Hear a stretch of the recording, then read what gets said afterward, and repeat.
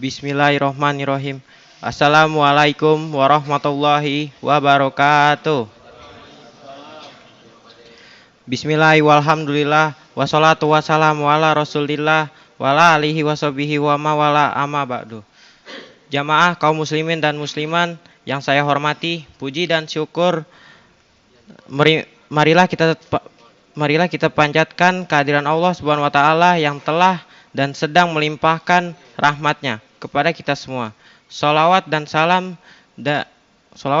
semoga tercurahkan keharibaan baginda Nabi besar Muhammad sallallahu alaihi wasallam, keluarganya, para sahabatnya dan pengikutnya.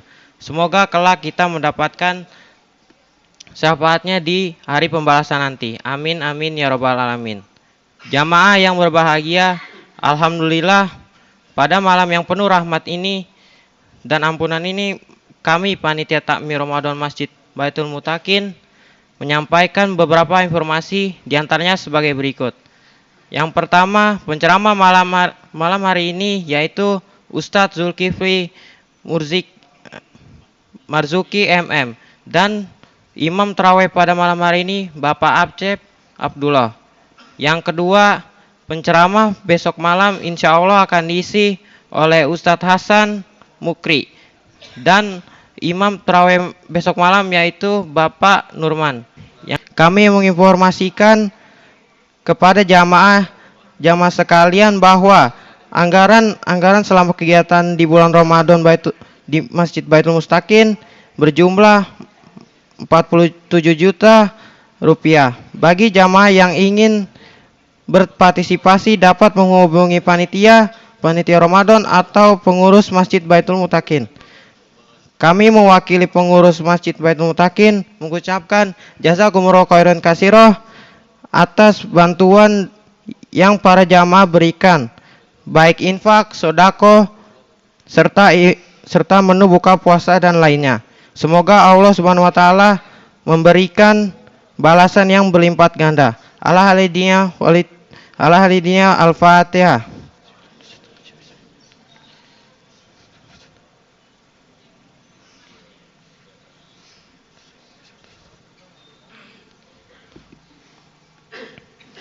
Demikian yang dapat kami sampaikan. Terima kasih atas segala perhatian. Mohon maaf dan segala kekurangan dan kehilapan. Wassalamualaikum warahmatullahi wabarakatuh.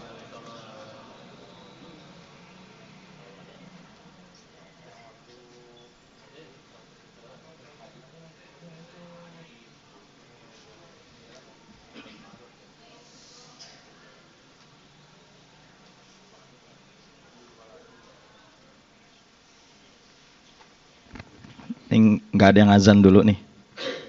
Udah kayak mau khotib Jumat saya di sini. Assalamualaikum warahmatullahi wabarakatuh.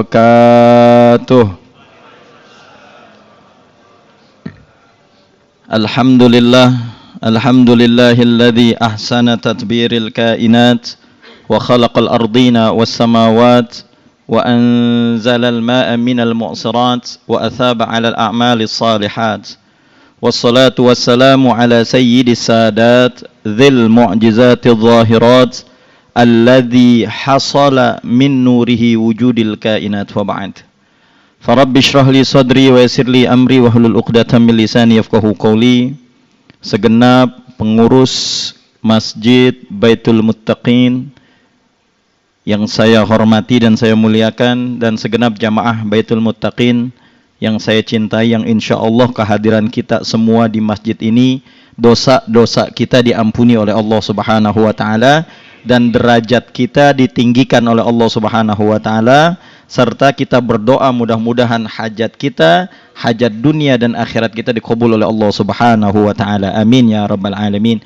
Hadirin wal hadirat yang dimuliakan Allah Subhanahu wa taala, enggak lama-lama karena juga sekarang udah berapa hari lagi kita mau lebaran nih. Si lama 3 hari lagi.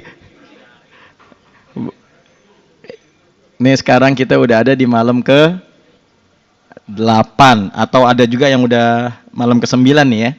Kalau yang saudara kita Muhammadiyah mungkin malam ke 9 sekarang.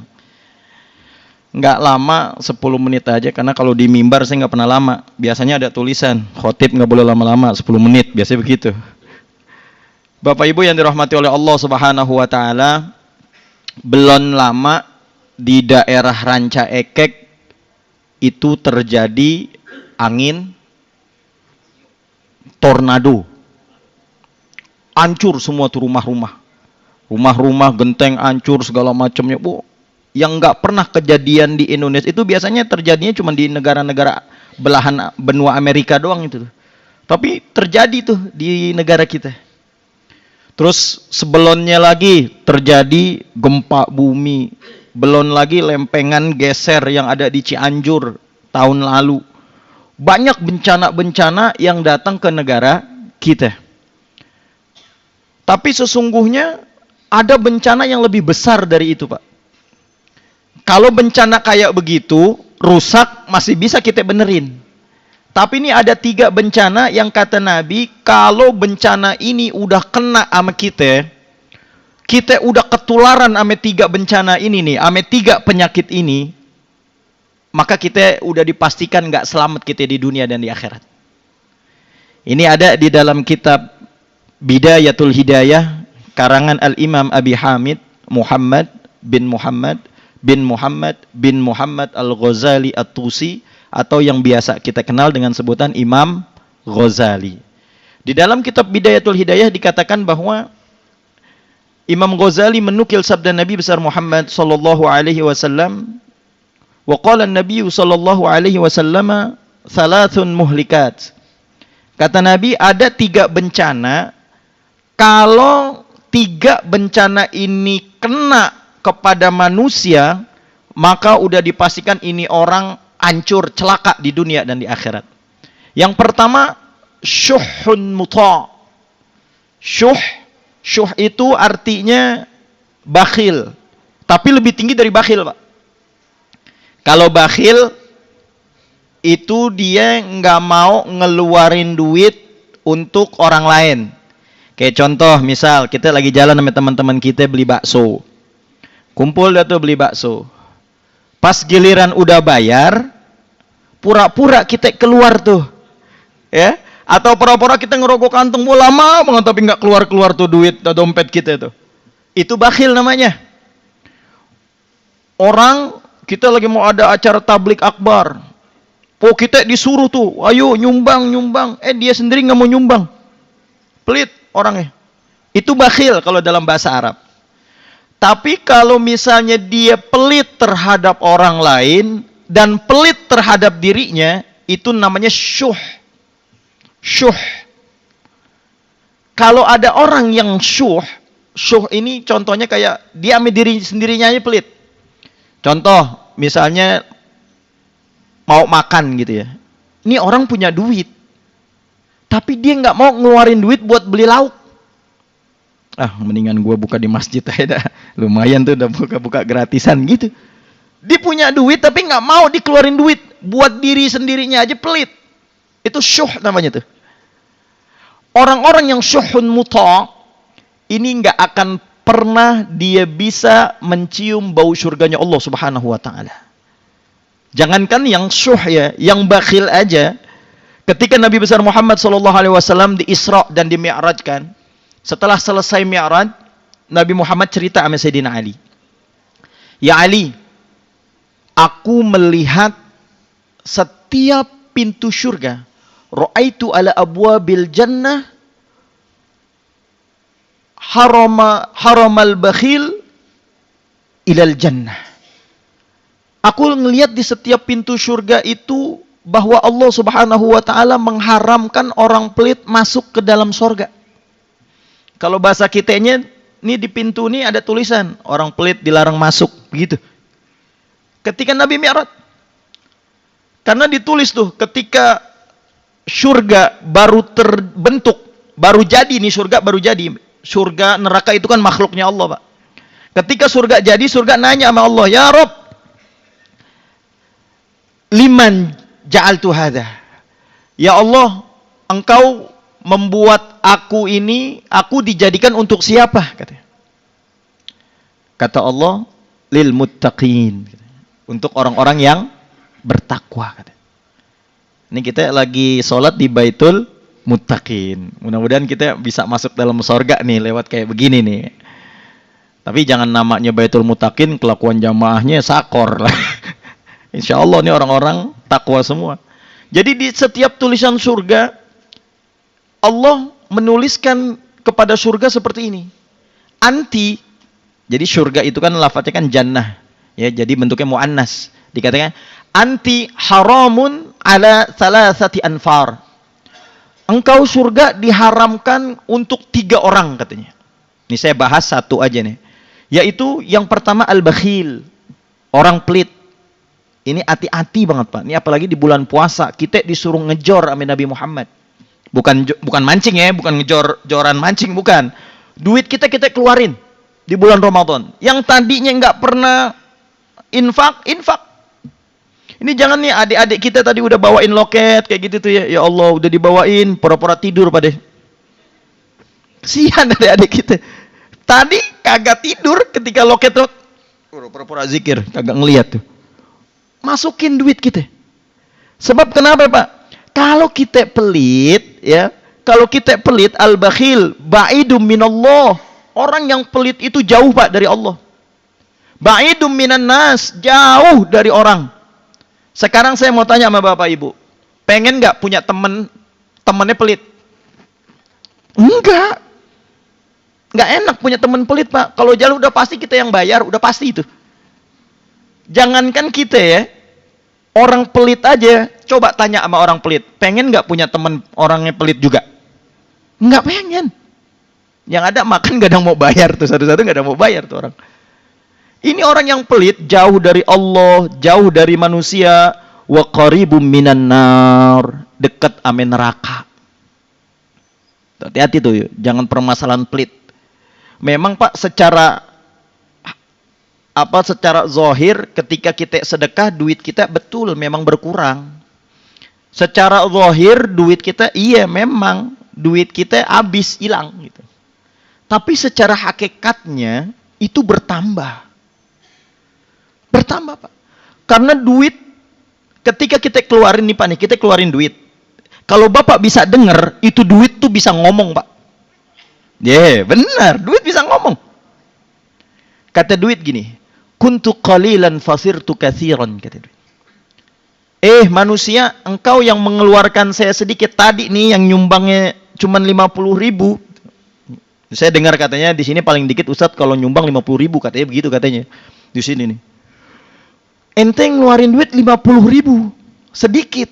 Tapi kata duit nanti apaan? Fasirtu katsiran. Nanti di alam barzakh, nanti di dunia juga saya bakal manggil teman-teman saya biar jadi banyak. Itu duit nanti bakal ngomong kayak begitu. Makanya Pak nanti ketika Bapak masuk dalam kubur, ibu-ibu masuk ke dalam kubur, amalan yang paling pertama kali Bapak Ibu cari itu bukan pahala sholat ibu, bukan. Bukan pahala puasa ibu, bukan. Bukan pahala ngaji, bukan. Yang pertama kali nanti yang kita cari di alam barzakh itu adalah pahala sedekah kita. Apa dalilnya? Wa anfiqu mimma razaqnakum min qabli an ya'tiya ahadakumul maut fayaqula rabbi laula akhartani ila ajalin qarib fa as-saddaqa wa akum minas salihin. Ketika kita udah dipanggil sama Allah, udah meninggal. Nih kalau nggak percaya, coba deh. Mati dulu. Bapak mati ntar. Ntar kalau beneran, sampein ke saya. Oh iya tat, beneran tat ya. Iya. Tapi nanti nggak bisa balik lagi ntar. Tuh nanti mayit kita bakal ngomong, ya Allah, izinkan saya sebentar aja ya Allah buat hidup lagi. Kata Allah mau ngapain? Fa'as-saddaqo. Mau sedekah ya Allah. Kenapa? Karena nanti di alam barzakh itu duit yang kita keluarin, yang kita infakin, yang kita sedekahin bakal nolongin kita, bakal nyelamatin kita daripada pertanyaan-pertanyaan malaikat-malaikatnya Allah Subhanahu wa taala. Yang kedua kata duit apaan? Kuntu faniyan fasirtu baqiyan. Enggak apa-apa sekarang duit ente habis nih di kantong nih. Tapi nanti duit ini bakal kekal nemenin ente di alam barzakh dan di akhirat kelak nanti. Pasti itu Pak. Terus yang terakhir kata duit, kunta hafidtani wal an hafidtuka. Sekarang ente jagain ane nih. Ente taruh ane di dompet, ente taruh ane di kantong, di saku. Ente ngejagain saya, kata duit. Tapi nanti ketika ente sedekahin tuh, ketika ente menyedekahkan saya, kata duit, maka nanti pada hari itu juga, detik itu juga, duit bakal jagain kita. Kata Nabi, as-sadaqatu tadfa'ul bala. Sedekah, duit yang kita keluarin itu bakal mencegah kita dari bala. Artinya bakal nolongin kita, bakal jagain kita. Sebelum kita masuk ke dalam kubur, udah dijagain kita, Pak. Apalagi sekarang nih di bulan Ramadan, ya Allah. Kalau di hari-hari biasa, itu bisa dikali 700 kali lipat. Kalau di bulan Ramadan bisa lebih dari itu. Kata Allah, wallahu yudha'ifu liman yasha. Saya bisa lipat gandain lebih dari itu semua. Makanya kita jangan pelit. Itu yang pertama, syuhun muta'. Yang kedua, wahawa muttaba'. Jangan kita jadi orang suka ngikutin hawa nafsu.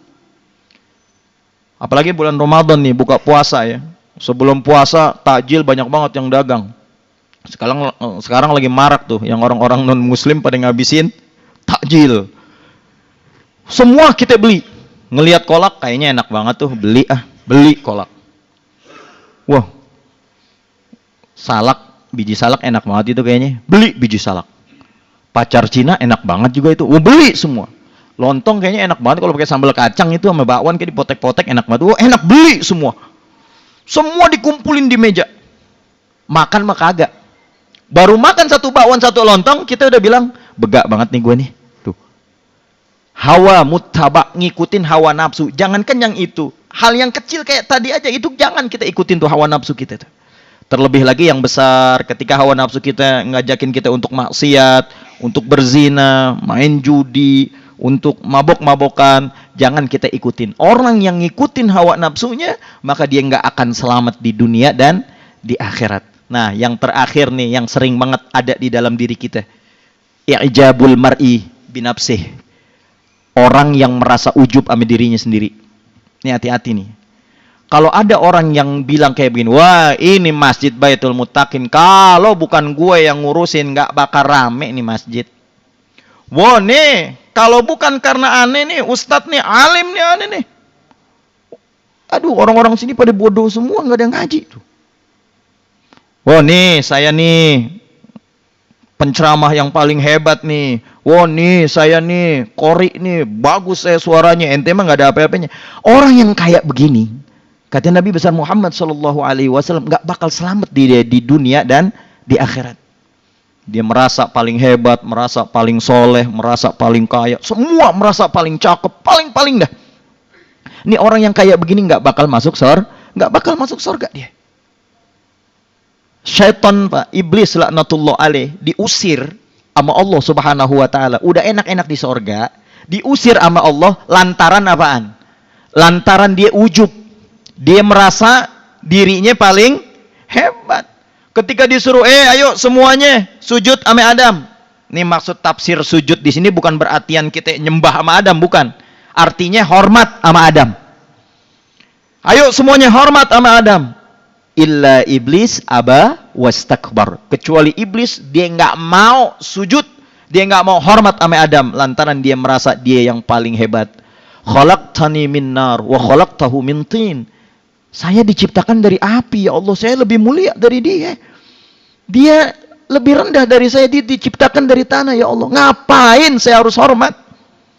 Ngapain ya Allah saya harus hormatnya, dia mah masih anak kecil. Nih gue mah udah tua. Wah ini mah saya udah tua, harusnya dia yang datang ke rumah gue nih. Biasa ntar mau lebaran nih ya. Ngapa kagak datang? Kagak, biarin aja, gue kan abangnya. Lah kan dia adenya. Lah dia adenya duluan yang datengin abangnya. Oh merasa dia tuh paling tua. Merasa pengen banget dihormatin. Kenapa? Kesombongan itu adalah bajunya Allah Subhanahu wa taala. Kesombongan adalah pakaiannya Allah Subhanahu wa taala. Enggak boleh ada yang make kesombongan tersebut. Iblis coba-coba make pakaian Allah, yaitu sombong, dikeluarin Pak dari surga, dikeluarin. Lah kita sombong saban hari pengen masuk surga tuh. Iblis taat. Taatnya bukan main. Hafal Quran, iblis hafal Quran. Pernah Ini cerita nyata ini, Pak. Ini ada di daerah saya, ada orang kesurupan, Pak. Kesurupan, biasanya ada ustadz yang bacain. Kabur tuh jin. Ini tiba-tiba ada orang sama bacaannya kayak si ustadz tersebut. Dia baca. Habis dia baca Quran, dibaca ayat kursi, dibaca, pokoknya baca-baca ayat-ayat. Apa kata jin, Pak, yang ada di dalam tubuh orang tuh? Jinnya ngomong gini, bacaan lu salah, dikata begitu. Ame jin. Iya. Jin pinter, Pak. Pinter jin. Lebih pinter dari kita. Tapi dia punya kesombongan, diusir sama Allah Subhanahu wa taala. Kalau ada orang yang ujub terhadap dirinya, merasa hebat dirinya, merasa sombong dirinya, ketahuilah bahwa dia sedang dirasuki oleh iblis laknatullah alaih. Mudah-mudahan kita semua terpelihara, dijaga sama Allah Subhanahu wa taala dari 3 bencana tersebut sehingga kita bisa dimatikan oleh Allah, mati dalam keadaan husnul khatimah. Amin ya rabbal alamin. Mohon maaf lahir batin. Wallahul muwaffiq ila aqwamit thoriq. Wassalamualaikum warahmatullahi wabarakatuh.